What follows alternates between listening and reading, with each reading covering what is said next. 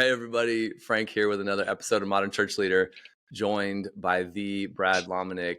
Brad, it's great to have you on the show today. Good to be here, man. I get the in front of my name. That's cool. Yeah, the Ohio State and the Brad Lomenick. We got both of them. I think I'm the. It would be great if you went to Ohio State. Did you go to Ohio State? I didn't, but I think I am the only. Oh, I think I am the only Brad Lomenick in the world, so I can be the. I mean, have you done the ancestry.com or any of those things ever? No, I should.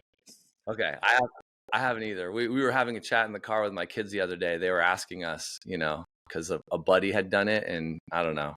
We just haven't done it. Maybe one day. I do know the Lomenick name is Scottish, so I do have that reference from the arc. The long 5 generations, 6 generations, however long we've been around. Which I'm proud of that. I'm very proud of my Scottish heritage. I love it. At one point, there was rumors that we were French, and I didn't want to be French. I mean, I love French fries. Offended all the French people watching this show. They're all offended right now. All 3 of them. So I like the French people. I like that they gave us French fries, but I feel like Braveheart is more the movie that I want to be compared to. That's kind of like compared to I don't know, Paris in Love or whatever other movies there are that are French. So oh my gosh. Yeah, I get it. You want the fight story more than the love story. So there you go. There you go.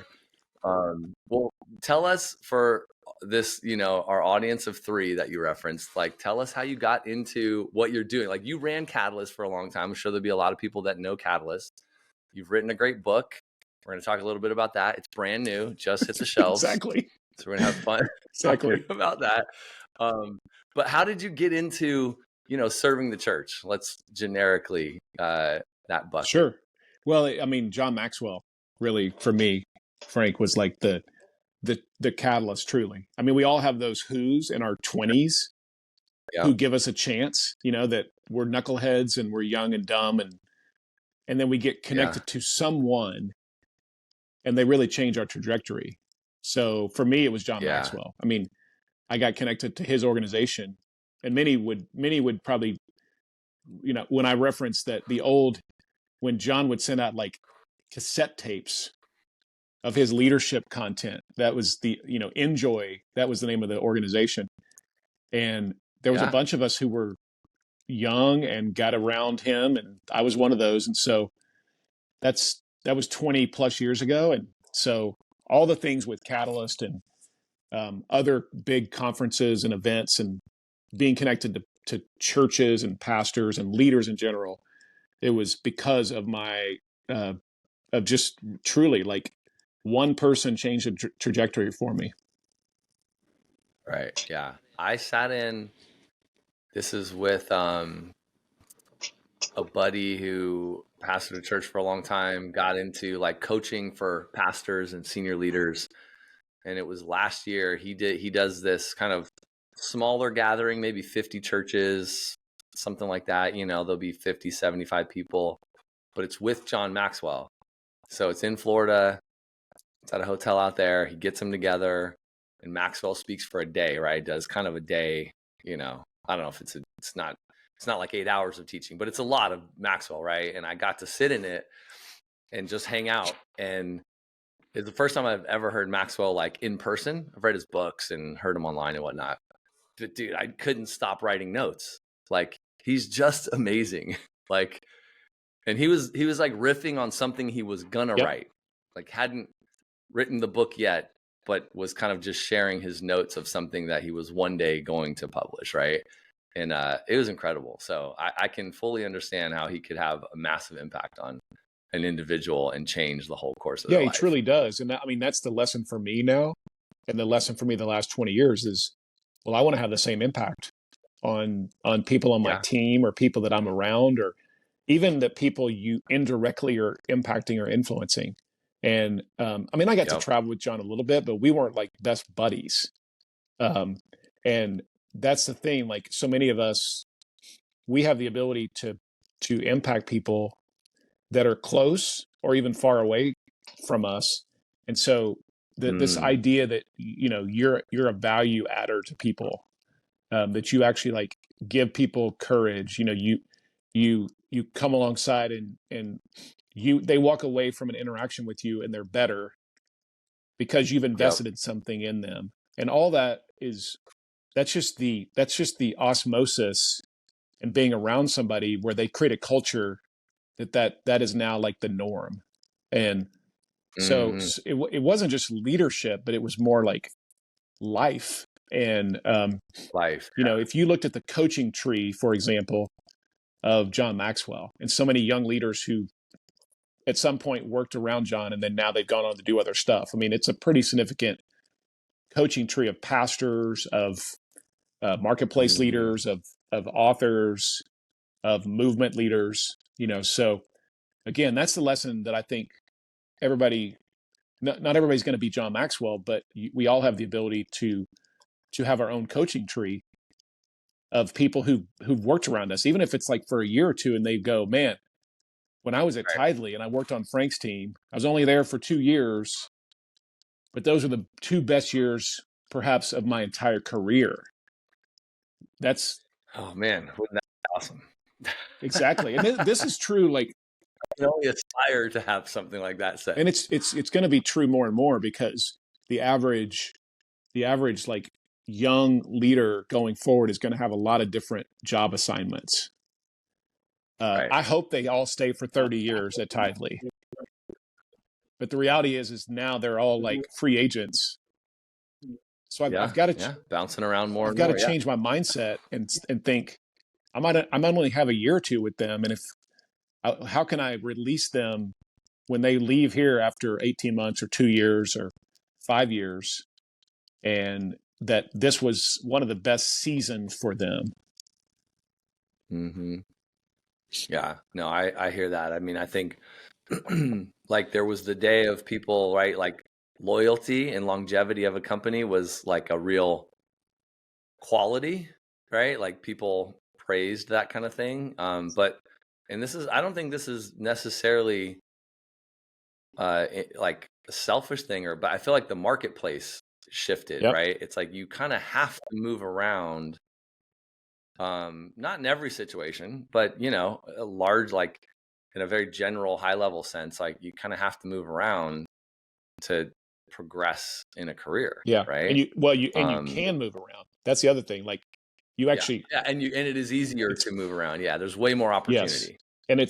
And it's not required, but you know, the whole premise that you're now creating a career based on 25 projects compared to 50 years in one company. Right. That's a whole new mindset that for us and for our, you know, for those before us, like that would have been seen as, oh, you're totally disloyal. You can't keep a job. Nobody wants to hire you. And I think now it's like, oh, that's just normal. Right. Now we can, like in my day, that still would have been a thing. Yes. Right. Like I just turned 45. So, you know, early on in my career, like that kind of like longevity, like you look at a resume, how long were you at job A and job B? Like that was a way of things getting processed, right? You would screen out the people that like bounced a bunch. Right. Whereas like now, like today, people entering the workforce, it's going to look to my kids, it's going to look totally different. Like they might all be project stuff. Like who knows, right? Project generation, man. Free agent economy. I mean, the gig generation, like this, and it doesn't make it right or wrong. It just is, because there's more options than ever, which actually creates a lot of freezing of 20-somethings today because they have so many options. Now they're getting the paralysis analysis, and so they go because they're watching Instagram. They're all on Instagram or Snapchat or TikTok or whatever one they're on, and they're watching a zillion options. And being like, now I don't know what to do. I could do that, or I could do that, or I could do that, which is true. But I mean, let's all be clear. This is why being really dialed in on purpose and the way God's wired you, the things you're really good at, the things that you're passionate about, like all that is even more important today than ever, because otherwise we're just jumping from thing to thing based on like 5 minutes ago. And Right. that's going to create a schizophrenic generation, which it is. Like, purpose anxiety is Yeah. real. There's a real thing out there Huh. right now with 20 and somethings and early 30 somethings. Like, they feel purpose anxiety because it's comparison, it's imposter syndrome, it's the ability to do anything I want to do in life. And if we don't help young leaders dial in and know like the riverbanks they're supposed to be like trafficking in, then Mm-hmm. we're just going to have a bunch of jumpers.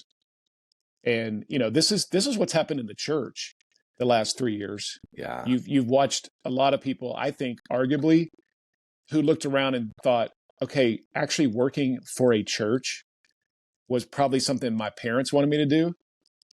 I'm not even sure I'm like this is in my wiring to have a full-time Right. role, right? I mean, we're all Right. supposed to be part of the, Paid yes, full we're all time. supposed to be Yeah. part of the church. So just the reshuffling of talent, it's a massive, massive, massive issue in culture, in the church, in the marketplace, nonprofit space. Yeah. I mean, I was, we're 3 years into kind of, I guess, just the crazy COVID politics, cultural things, social things. Like there's all the stuff that has happened in these last 3 years. And like, anecdotally, I've heard plenty of pastors, senior leaders go, man, the young talent, the young leaders are leaving because they don't know, they didn't sign up for Yeah. this. It's like they're not bad hearted. Like I don't want it to be framed that way, but like I wasn't prepared for this. I didn't know, like I'm not trained for this. I'm not ready for this. I don't have the experience of the life behind me to deal with this. Like, so I'm out. And then I guess if you layer on all these opportunities and like the sort of like, I don't know what I want to do because I could be a YouTuber, I could go into real estate, I could be an influencer. Like there's all these things, right? And they're just watching social media and being kind of ripped around. I mean, It's yeah, the new I didn't reality. think about that. But So the question always with that kind, like what you just framed, is, well, how do I find them and how do I keep them if I find them? Like, how do I actually keep them mm-hmm. around? And there actually are churches that are really good examples. And I think what you see with the churches where you walk in and there's a lot of like young 20 something high capacity talent, or early Yeah, 30 something, and they're not in charge yet, but when you walk in, what are the ingredients of that kind of culture? I think a couple of yeah, things. One, they feel like there's movement internally, not just externally. Meaning they don't sit around and go, well, I guess I'm just going to have to wait until somebody dies or right, somebody retires. right. Which Yeah, so they can see it. Like they can see it clearly. Like they can see a path. Yes, and and I and mean, like and sort the of path has maybe actually been talked about so that they're on a path. They can not just see right. it; they're actually on one, and that path might Yep. be again 5 years, and they go somewhere else. But there's enough room for them to maneuver internally. Right. There's Yeah. also a sense that the general consensus in those kind of environments is that they're being given opportunities to lead on stuff that they shouldn't be leading on at their age. Mm. So you look around and go, wait, you're in charge of that and you're 22? That's the kind of like of culture we have to think about is, and are they going to make mistakes? Yeah. Absolutely. But Yep. we have to give them opportunities way earlier than ever we were given. And this is hard for a lot of us because we have a hazing mentality. Even in the church world, we're like, I'm going to make you wait as long as I waited. And man, that is just And, dangerous. right. I also, and this is not scientifically proven, this is just my own experience and, anecdotal, but you get leaders that maybe were young when they did their thing and they rose up and they've, God has used them to do something great. But then like all of a sudden you turn around and they're the old guys, Yeah. but like they're not letting go. Like they're still in their day, right? And that's not, I get it. Like, I mean, I'm middle of all of that, like in life, right? At 45, like I get it. Cause I'm 45 thinking I'm Right. 25, Yeah. right? Like Oh, you're still, still cool, man. You're I still can still cool. play, I can still play ball the way I used to. And but no, it's not true. But so, but it's hard. But then, these great leaders age, but they didn't they, I don't know, maybe it's probably not on purpose, but letting the young leaders kind of raise up doesn't happen because they're kind of held down under the senior folks. Yes. And here's the irony, because we can think of so many places. I won't name names, but we can think of places where there was nothing there before, and all of a sudden a very high capacity young leader started a church. Young. Yep. And then it got big. And what happened when it got big is now, without even trying to make this the reality, they created an environment that was built around the genius with 1,000 helpers mindset, which is Jim Collins. That's Jim Collins' language from good to great. And it happens in companies, it happens in nonprofits, it happens in churches. So then you have a situation where, again, you create a culture that you didn't even realize you created, and you actually force young, up and coming, high capacity people to self-regulate based on their sense of ambition to go somewhere else, Right. without even realizing it. And this is, that's just the normal default. So our thinking has to be countercultural to everything we built. And I just watched John Maxwell do this for me. I mean, I'm not that smart, Frank. Like because I would do the same thing. But when you've been in an environment where it was modeled to you, yeah, you see it. It like helps you have clarity around it. So important. You saw it happening and probably talked about, probably like overtly brought out. So then you're aware of it. I mean, when I stepped out of leading Catalyst at 40, for a number of reasons, but one of the main ones was because I was now becoming that leader that when we started it, we were sort of making fun of in a very honest and honoring and respectful way. But listen, man, I was at my pinnacle, but I wanted to Barry Sanders the situation way more than, like, I guess Brett Favre, Brett Favre. Barry Sanders just as a tangent, Barry Sanders was absolutely amazing, but I feel like he just fell off the face of the earth. He left early. And I was probably young. Yeah, I was probably young and not paying all that much attention, but that guy was amazing. And then he was just gone. Where'd Barry Sanders go? Left before anybody had to force him to leave. Oh my gosh. I think he was still in his prime. He totally was. Compared to Brett Favre. Yeah. And I love Brett Favre. Right. But Brett Favre, they were like, hey, Brett, you're 47. I mean, Tom Brady, I love, again, the GOAT. But those are fun. Those don't parallel as examples. But I think the mindset of a great leader who has a lot of young leaders hanging around them is that they've already moved out of the way, even though they're still in charge. Right. They're moving out of the way constantly to let other leaders like step in. And that's it's a hard to do once you build something that now you feel like you got a steward. Right. Yeah. It's hard. I mean, this is a little bit your world, right? Like leadership, helping the younger folks. Like you dabble in all these areas. Like who do you see doing it well, or maybe what, for the people doing it well, what are they doing that really fosters that environment and helps young leaders thrive? Yeah, well, I said it earlier. They're giving them opportunities way early before anybody probably would have given them an opportunity when they were that age. They're allowing them to sit at the table, and that's I mean that literally and figuratively, because the old days, again, for you and I, we might have gotten invited into the room where the decision was being made, but we didn't get to speak up. We had to sit like 4 rows back. Right. And just the fact we were in the room, we felt honored, like I got to be in the meeting.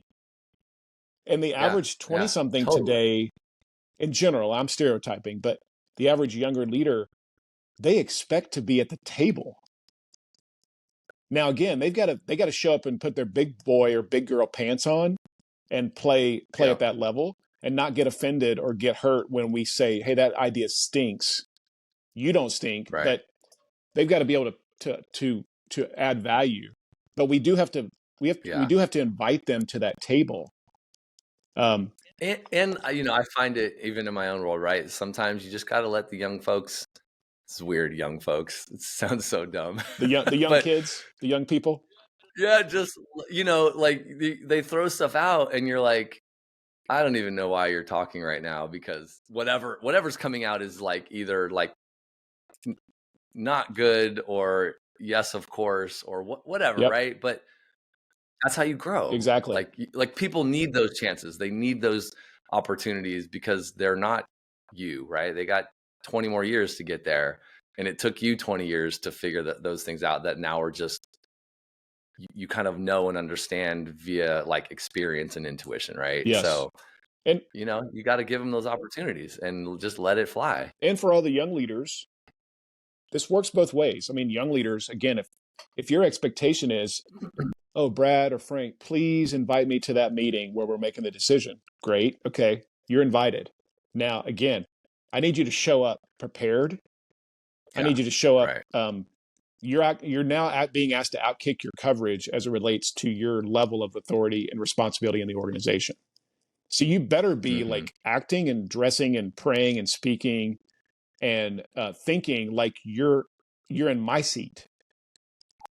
Don't Right. show up and all shucks it and just and not have a good idea or bring something that's not valuable. Now, I'm not talking about like we're gonna like failure is needed, like you said.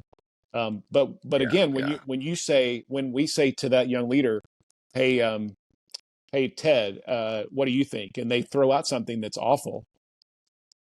It's the rules of engagement are that we will throw you under the bus based on your idea, and you Right. can't take offense to that. Or you'll at least know. Yeah, You'll at least know bad idea. Like, but that has to be understood because that would be true for anybody sitting at the table. right. And Yeah. this is where like the really great, like for example, tech companies. Think of any great tech company: Apple, Amazon, Google. Just throw them all in there. But Mhm. they have this premise of psychological safety, regardless of whether you're 20 or 70. You're going to show up in an environment and add value, and there's going to be psychological safety, knowing that the fact that you're on the team, you already are a high capacity player. Um, Right. so Yeah. that's what we have to create in the church is we have to create like this idea of best idea wins, a standard of excellence. We're not going to be nice. We're going to be kind. Kindness is clarity, right? But we get stuck Hmm. in the nice factor, and nice just creates more gossip on the backside of a conversation. Right. So all that has Yeah. to be part of the culture again that we're creating that is allowing for young leaders today to to stick around. And here's the other thing, just I'll finish on this question. All of us who are their leaders or bosses or managers of a 25-year-old, let's just take that as an example. They probably have like 4 or 5 job offers right now. They probably are on Hmm. LinkedIn or they're on, some Christian uh, placement website. My job is now to coach them with all those opportunities, not Right. to judge them and say, I can't believe you're even looking around. The fact that I now found Mm. out you're fired. Right. Different world, man. Yeah. My Totally. Who's doing it well? Give me some examples that you've seen that if somebody's watching, listening, and they want to kind of go, man, like, how do I get better at this? Or I'm a young leader and I want to see what this looks like. Like, do you have any like leaders? I mean, Maxwell's great. Are there any other, whether it's church leader, business leader, any guys or whatever that you're like, they do this really well? well, I mean, this one of the real standards for me is Chick-fil-A. Um, Yeah. in terms of the way they attract talent, but both at the local operator level, like the Chick-fil-A in your, Yep. in your neighborhood or your city, but also at the corporate level. Every time I want Chick-fil-A, it's a Sunday. Oh man, it's tough. Oh, there's a great. You seen the song that what's his name did? Like the I think I have oh like yeah, the like Cody yes, meme yeah. thing. That's all about it. Yeah. I mean, they're really good at building a culture that is attractive to a young leader. And you go to their headquarters in Atlanta, and it's like all 20 somethings. It's crazy. Like there's hundreds of them. Just I'm not sure what they all do, Mm-hmm. to be honest. But it's a there's a strong culture of leadership development. So, but Yeah. they look at it and they say we may not have them for 20 years, but we might have them for 5 years, and we're going to Right. develop these leaders, and it's a leadership development factory, whether they stay or not. Um, I mean, churches. I think the usual suspects would probably be the ones that everybody would turn to in terms of examples. Meaning that probably the largest churches in America Yeah. are the ones that are doing this well. Um, Yeah. I think one of the things that is also changing the game is that everybody's starting to think about apprenticeship. So just as an example, Church of the Highlands in Birmingham, Alabama, big church, 30, 40,000. But one of the things they're really they've done intentionally is they created Highlands College. So Yeah. Highlands College has now got 1,000 students in it. When you have a conversation with their team about recruitment of new talent, they look at you and go, we're good. They have such a bench now because of this college that they've created, that they have inflow. They have constant inflow of great talent. So when you talk about talent recruitment, talent retention, they're Yeah. they're they're good. I mean, they have a whole model of apprenticeship, of residency, of internship. So they're solving their own problem, which is we're trying to go out and find the next generation of talent, and they're just saying we're Mm-hmm. already developing them right here with Yep. and this is a massive opportunity for the church. And I'm talking about churches of 500 or 1,000 or 10,000 or 50,000. Is your ability to like actually raise up talent starting in middle school that now becomes a feeder for your ability to find staff. And Right. that's the future. Because That's a big deal. I mean, and think of everybody right now. I mean, anybody who's got an 18-year-old or 17-year-old that's thinking about college, it's not the same thoughts that we had. There's a lot of them Yeah. going, why would I go to college? I'm going to have Yeah. tons of student debt. And so this idea of, oh, I could go like, be a resident at a local church, probably get paid, get some kind of accreditation for it. That's a new opportunity.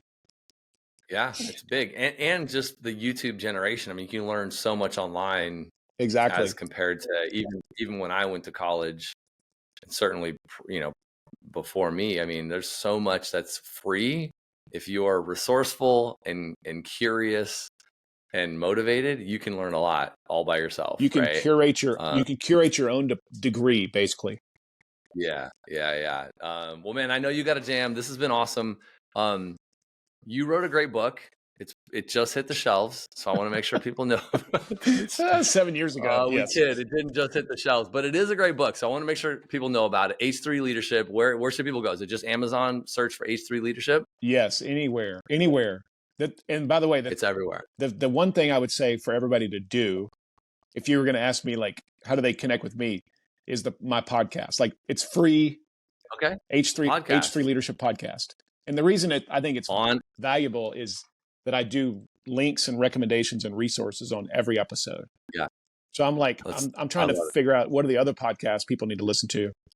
What are books they need to read? What are articles they need to be paying attention to? Yeah. So I'm trying to be a curator of the best, like sort of the best of Yep. these different categories, that people don't have to Yeah. do the hard work. Then they can just like listen to me. I love it. H3 Leadership Podcast. Go to Apple, Spotify, wherever you listen to do you publish it everywhere? Can they find it anywhere? Is there one where you want them to go it's to? everywhere. Yep. So wherever you're listening to this one, I can guarantee you it's available there too. And it's free. Yeah, Listen, I love it, man. This is the whole new world of like you said, curate your own learning experience. Here's my last question. So everyone needs to go H3 Leadership Podcast. Go check that out. Another podcast that's not yours and that's not this one, because I know you would pick this one naturally. So I'm going to take this one out. What is a podcast that you absolutely love listening to? Like, what are you listening to right now that you're just obsessed with? I'll give you 4. Oh, because I'm I'm a nerd. I'm a podcast. Yeah. I'm a podcast nerd. So How Leaders Lead with David Novak, who's the former CEO of Yum, which is Yum's like Taco Bell, KFC. How Leaders Lead. Yep. I love a podcast that is called the Ed Milet Show. So Ed Milet's like a thought leader, voice, speaker. That one's really good. I'm a big fan of all the stuff that Dave Ramsey's organization does. So Entree Leadership would probably be my favorite of all of like the Ramsey world. So it's called the Entree Leadership Podcast. And then the last one is, I mean, I could put a bunch of podcasts in this last 4th spot, but I will say Diary of a CEO. I hadn't heard of that one. Yeah. What's that? Who's that by? It's a guy out of London named Stephen Bartlett. And and you know, it's not a Christian podcast, so just be aware. But he interviews like thought leaders, soccer superstars, coaches, and it's fascinating. So yeah, I love that. So you just get to hear a lot of different perspectives from different things. Yes. Well, Brad, this has been awesome. Man, go check out the H3 Leadership Podcast. Enjoy the show. Brad, thanks for coming on, and thanks for listening, everyone. We'll catch you next week on another episode of Modern Church Leader. See ya.